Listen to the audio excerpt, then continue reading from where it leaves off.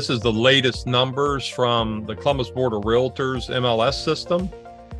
And basically for October of 2022, and I always get a little bit of a chuckle because everything's electronic, and I'm not sure why it takes 22 days, 21 days for them to compile all these numbers. It would seem like we should be able to compile this in a day, but it just came out. And so these numbers are interesting for me. I'm a numbers guy, and I was just looking for you guys. I don't know if you've seen these or not, or if this is the first time you're seeing them, but closed sales for October this year versus last year were down 24.7%. 3,395 sales last year, 2,558 sales this year. Year over year, we're about 9.5% down.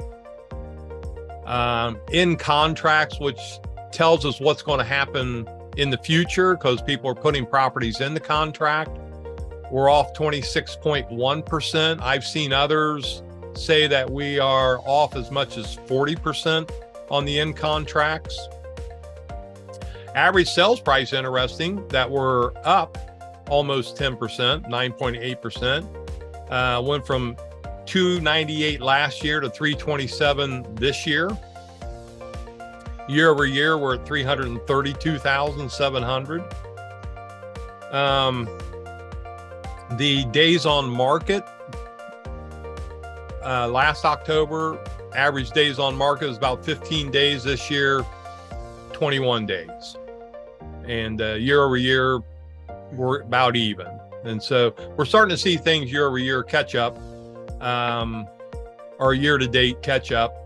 Year over year, October versus October, we're really starting to see how interest rates are impacting the overall business of real estate here in Central Ohio. And so, like I say, just kind of curious as you guys look at these numbers, what are your thoughts? I think November, Dave, will be a very interesting month when they compile these numbers, just kind of looking to see that we're off 26% of end contracts. And I think that you're right. I think that that's going to translate into a very significant closed numbers. I don't think we're going to see quite as many month to month, year to year when we get into next month. Yeah. So we're around, same number of homes closed, 3,400.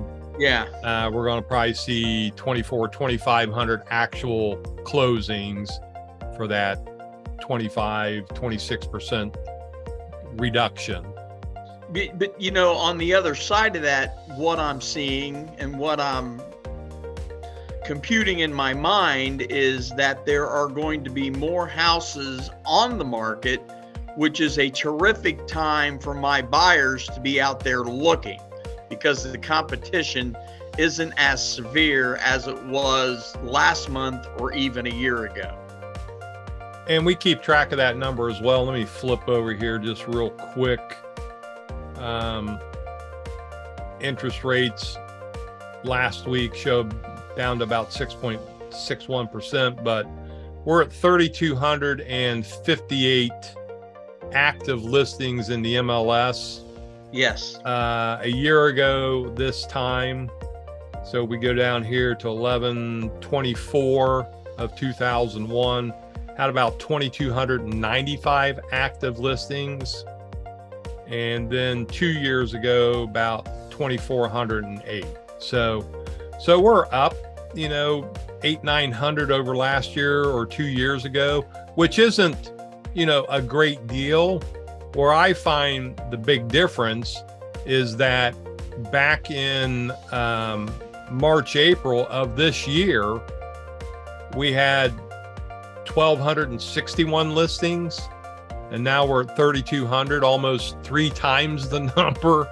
60%. Yeah. In 7 months, 8 months. So that's what I find more interesting, where we were running these super low back in the spring and interest rates have jumped, buyers have fled, and there's more active listings, which actually is a good thing for buyers right now, because we're starting to see prices level off a little bit. Interest rates are back down to around 6.5%, and you have more choice. But because you have more choice, now what we're starting to see is back over here, we're seeing more listings on the market. So a year ago, the MLS says 2,950. Now we have 3,772. So a 27% increase. We're seeing fewer listings come on the market. 3,300 last year, 2,800 this year. Number I was going to point out there, which is interesting to me, is the new listings this year are at 2,796 compared to 16% more this time last year at 3,336. Right. Then as things sit on the market for 40% longer this year, right, we have less closed sales, less in contracts, and that's where a buyer can find something that's been sitting for 21 days, and that's where the price change will happen. That this isn't worth that 10% premium that people are paying right now. Probably worth a little less, so we're going to offer you a little less, and sellers are going to start taking a little less. Yeah, I think. Go ahead, Dave. I think that the numbers are going to play more to the buyer side. I think sellers are a little more realistic as to what the real world is. But I see less sellers coming on the market, just because it's kind of like back in the foreclosure crisis. We saw a lot of sellers just say, yeah, I don't need to sell my home. I'm just going to stay here. And you don't have those people looking to move up just because it's time for a move up. The thing that I saw back in 2008, the average number of years that a person lives in their home was around 7 years. Now we're up closer to 9 years. And I think you'll start to see that number creep up even longer. I heard an interesting one about people who live in Worthington, Ohio, that the average person that lives in Worthington, Ohio has lived there for 40 years or more. Right. I mean, and you could say the same thing, I'm sure, about Arlington, Grandview, Bexley, that people, once they move into those communities, they don't move out much. And so anyways, yeah, I think, we'll see fewer listings. Buyers will become a little more comfortable with the interest rates.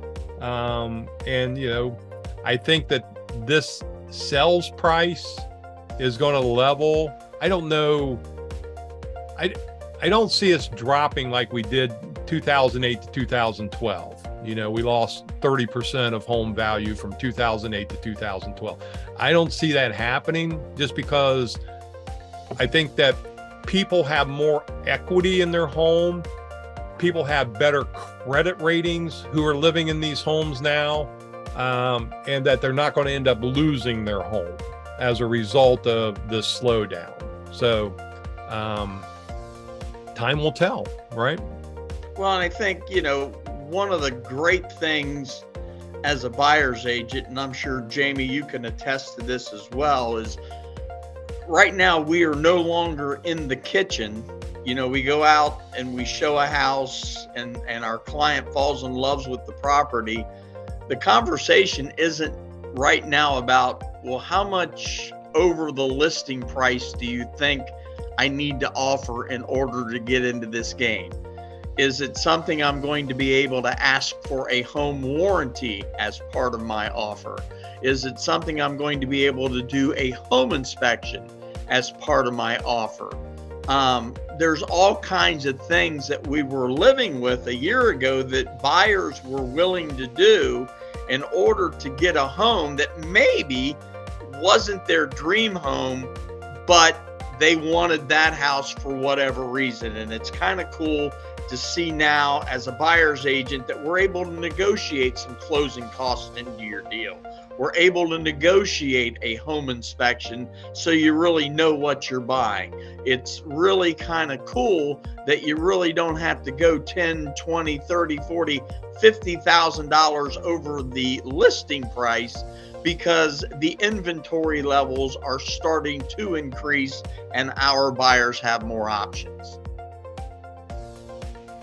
All right, guys, I appreciate the discussion, and we'll look forward to doing the same one next month when the new numbers come out.